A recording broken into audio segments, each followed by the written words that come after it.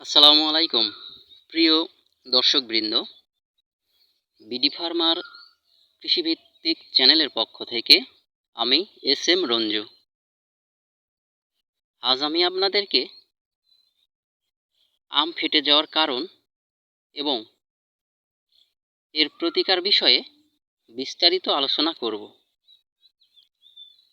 ভিডিওটি না টেনে শেষ পর্যন্ত দেখুন এবং নিয়মিত কৃষি বিষয়ক বিভিন্ন রকম ভিডিও পেতে আমার চ্যানেলটি সাবস্ক্রাইব করুন। দর্শকবৃন্দ, আম খুব সুস্বাদু এবং বাংলাদেশে সহজলভ্য পুষ্টিকর একটি ফল এবং দেখতে অনেক সুন্দর, আকর্ষণীয়। কিন্তু এই সুন্দর আমগুলো অনেক সময় ফেটে নষ্ট হয়ে যায়। যেসব আমবাগানি ভাইরা আছে তারা অনেক সময় লস খেয়ে যায়। প্রিয় বন্ধুরা, আম ফেটে যাওয়ার কারণ হলো অনেক সময় অতি উচ্চ তাপমাত্রায় আম ফেটে যায়। এছাড়া ক্যালসিয়ামের অভাবজনিত কারণেও আম ফেটে যেতে পারে।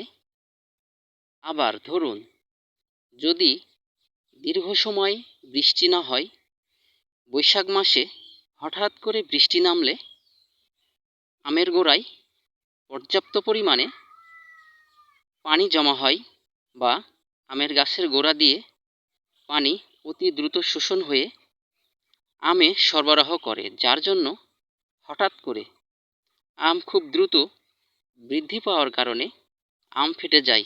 এই ক্ষেত্রে মূলত আমের ভেতরের অংশ নরম এবং বাহিরের যে চামড়া তুলনামূলক শক্ত। ভেতরের অংশ দ্রুত বৃদ্ধি পায়, সেই তুলনায় বাহিরের অংশ বা চামড়া দ্রুত বৃদ্ধি পায় না, যার ফলে আম ফেটে যায়। আবার অনেক সময় পোকামাকড়ের আক্রমণেও আম ফেটে যায়। এবার আসুন আম ফেটে যাওয়া প্রতিরোধ করার জন্য কী কী পদক্ষেপ নিতে হবে। প্রথমত, নিয়মিত আমবাগানে সেচ দিতে হবে, যেন আম পরিমাণ মতো পানি শোষণ করে নিয়ে বৃদ্ধি হতে পারে এবং প্রয়োজনে সুলফর বোরন প্রয়োগ করা যেতে পারে। এছাড়াও বিভিন্ন রকম সার সুষম মাত্রায় প্রয়োগ করতে পারেন।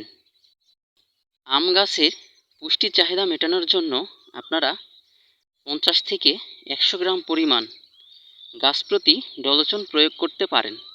তবে গাছের বয়স এবং উচ্চতার ভিত্তিতে ডলোচন প্রয়োগের তারতম্য হতে পারে।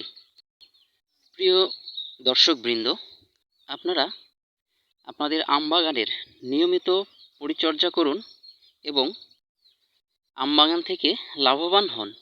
তো দর্শকবৃন্দ, ভিডিওটি যদি ভালো লাগে লাইক, কমেন্ট এবং শেয়ার করুন এবং অন্যদেরকে দেখার সুযোগ করে দিন। পরবর্তীতে আবার কোনো কৃষিভিত্তিক পরামর্শমূলক অন্য কোনো ভিডিও নিয়ে আবার আপনাদের সামনে হাজির হব ইনশাল্লাহ। সেই পর্যন্ত ভালো থাকুন। আল্লাহ হাফিজ প্রিয় বন্ধুরা।